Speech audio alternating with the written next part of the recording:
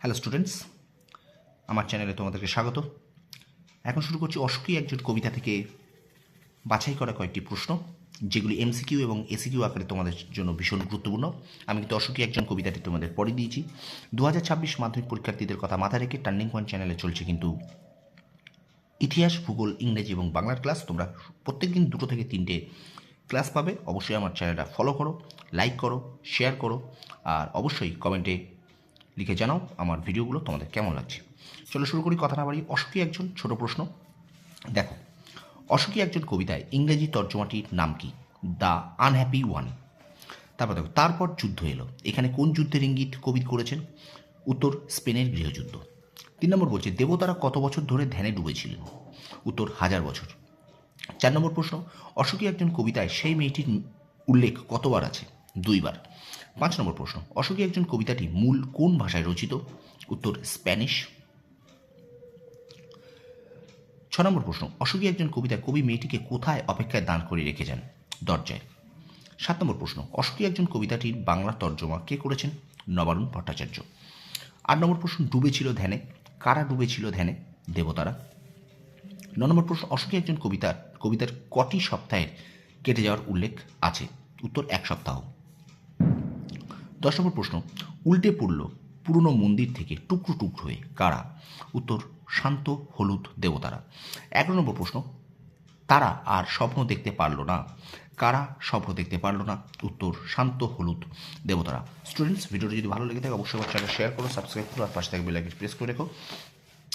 Share করে দাও, বেশি বেশি করে শেয়ার করো, যাতে পশ্চিমবঙ্গের প্রত্যেকটা স্টুডেন্টের কাছে এই ভিডিওটা চলে যায়।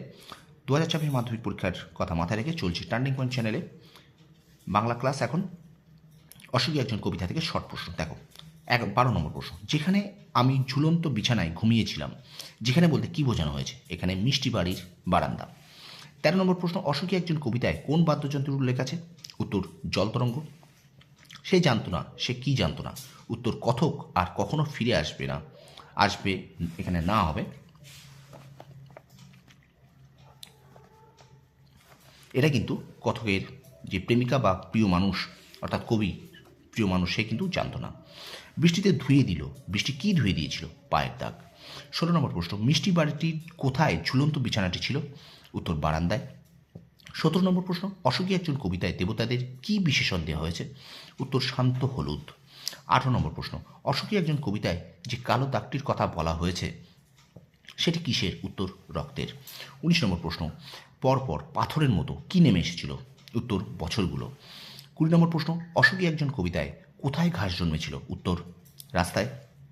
21 নম্বর প্রশ্ন, অশোকী একজন কবিতায় কারা খুন হলো? শিশু আর বাড়িরা। শেষ প্রশ্ন, অশোকী একজন কবিতায় মেয়েটি কোথায় দাঁড়িয়েছিল?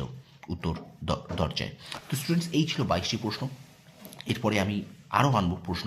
তোমরা অবশ্যই আমার চ্যানেল শেয়ার করতে থাকো, আর এই প্রশ্নগুলোকে অবশ্যই বারবার পড়তে থাকো, কারণ বছরের শুরুতে তোমরা একটা শুদ্ধ রুটিন ওয়াইজ না পড়লে তোমাদের কিন্তু ভালো রেজাল্ট সম্ভব নয়। মনে রেখো, ভালো রেজাল্ট করতে গেলে শর্টকাট পদ্ধতি কিন্তু কখনোই চলে না, চলে দৃঢ় সংকল্প এবং কঠোর অধ্যাবসায়।